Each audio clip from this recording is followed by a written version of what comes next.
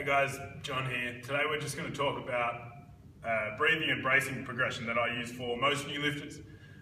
This is something that, regardless of the level you're at the moment, it's a good skill to learn. It's essentially how to use your abs and your breath to brace your spine into a neutral position.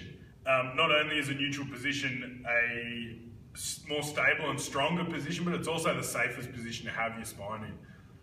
So if we can maintain that position throughout a squat or a deadlift, you're going to not only be a lot stronger and able to move more weight, but you're also going to be in a much safer position. It applies for just about any lower body lift and some of the upper body ones. If you're overhead pressing or anything like that, that's going to be a similar position. This is the fundamental position at the moment. We regress it from standing up to the floor because it removes the influence of gravity. It makes it a lot easier to learn. And as you get better at this position, then you can progress it into standing and implementing it in your squat and deadlift. We're doing this because we want the relationship between your diaphragm and your pelvic floor to be pretty much parallel the whole time. A lot of people will spend a lot of time in extension, so that pelvic floor relationship opens up. That loosens your abs off and reduces the pressure that you can create around your spine, and so your spine's not going to be as stable. The analogy I like to use is it's like a cylinder. So your diaphragm and your pelvic floor are the end caps. We need them to be straight and facing each other so that we can then create pressure within the cylinder to hold that tight and stable. In order to do that, you need to be able to set your ribs down and flatten your back right out. We do that with your breath, so you're going to control that position by how you breathe. Essentially, you're going to set the position of your rib cage and your abs with your exhale. So David's going to take a big breath in, and then he's going to push all that air out under force like he's blowing up a balloon. And you can see his rib cage flatten out, he's nice and tight in his core, then he's going to breathe into that brace. So you'll notice that his first breath comes into his belly and then climbs up into his chest from there. Then he can exhale and run the cycle again. You've essentially got three muscles or muscle groups that you're using to breathe.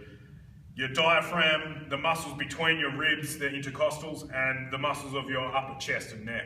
Ideally at rest, you should be pretty much just using your diaphragm and intercostals. Under a heavier cardiovascular load, so if you're running or something like that and then lifting, you're going to find you're going to be breathing a lot more into your upper chest. That's a much more stressed breathing pattern. It's also caused often by sitting hunched over a desk all day, so your shoulders are in around a position. You're not in a position to open your lungs up and use the full capacity. This is a great drill to help fix that, but also teach you to brace your abs properly.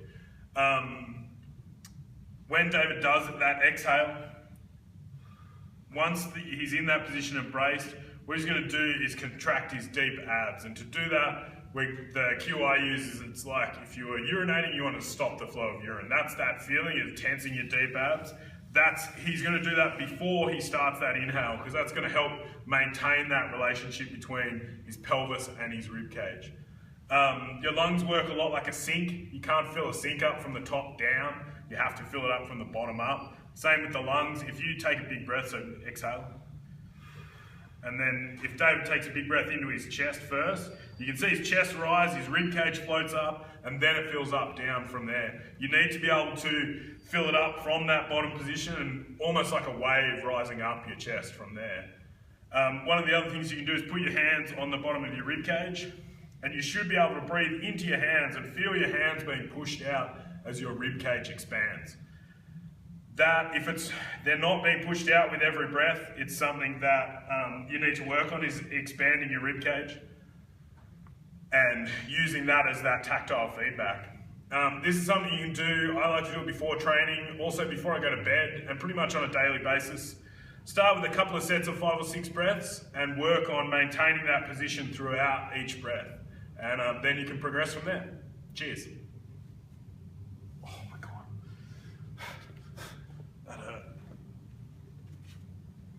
Oh.